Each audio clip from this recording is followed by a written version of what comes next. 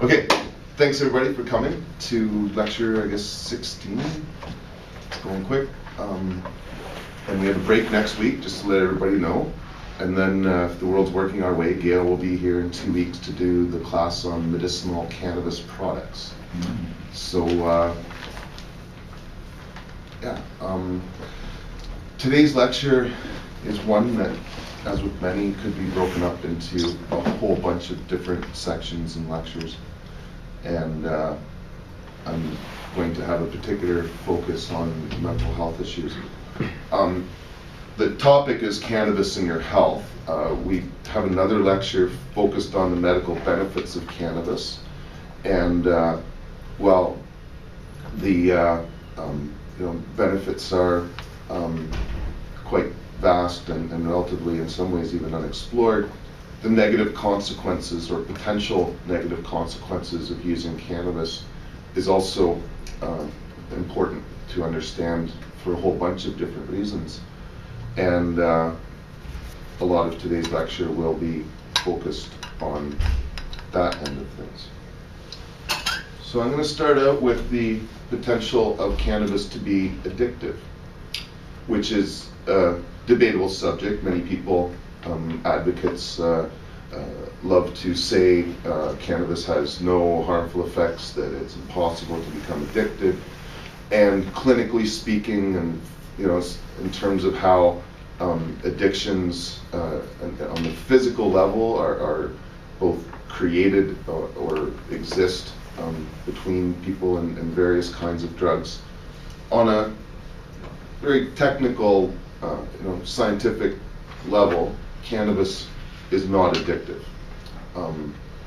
On the other hand, not everyone is built in a way both mentally and physically healthy, and as such, cannabis being a very powerful plant with the potential to have a serious impact on one's ability to both focus and not so much physically but more mentally. If someone isn't entirely balanced and healthy, cannabis can have, in some cases, significant health benefit or drawbacks. And for some people who aren't emotionally secure, cannabis can be addictive. A lot of things for people that aren't emotionally secure, though, can be addictive.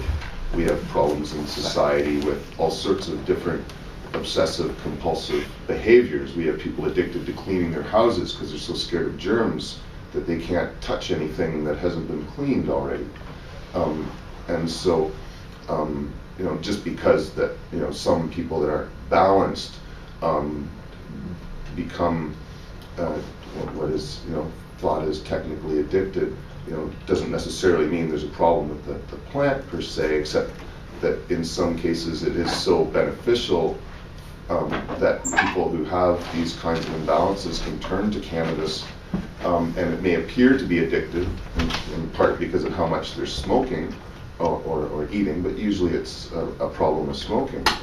And so whether cannabis is causing the addiction or whether we're talking about a really hurt individual who's using cannabis all the time, like every day, in order to mitigate the other problems that are happening in their life, it might be that, sure, they're using, and I think, the technical term of addicted to cannabis is quite vague too. I've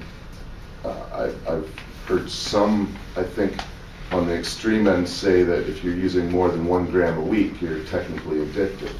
I think in the industry, 1 gram a day is considered to be, well, that's considered technically to be addicted to it. If you're smoking a gram a day, according to, and this is where I say, there's a difference between people that are addicted to it in a sense where they can't go without it, and people that prefer not to go without it, that would appear to be addicted from a clinical view. And in that respect, about 5% of cannabis users apparently use a gram a day or more. 95% of people that smoke cannabis are casual users, you know, once a month, once in a while, maybe once a weekend, you know, if it's there, but they're not sitting with a big bag of pot at home all the time. And, you know, most people that smoke it are, you know, more casual than some of us, certainly.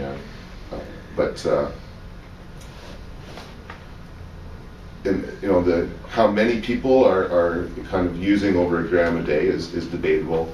And the other question, well, some people, you know, like myself, may be using more than a gram a day.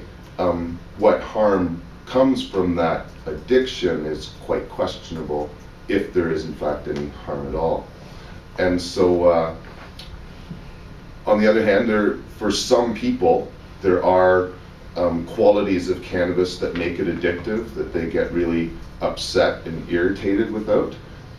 They can have some physical reactions, not the average person, but, you know, somewhat similar to quitting tobacco in a way that, or coffee, you know, the irritability and is the primary symptom. But there can be some physical ones as well. But there are all sorts of ways to quit using it. Well, in fact, it's not nearly as addictive as some people would suggest, and the fact that so many people in our community, you know, I think it's like 45% of Canadians have smoked cannabis, and the vast majority of people who use it do not continue to use it. Well, I think it's like 45% or somewhere in that range of, I think 44, have tried cannabis in Canada. The current rate of adults using it is like 16.8% or something. So roughly a third of people that have tried it are still using it.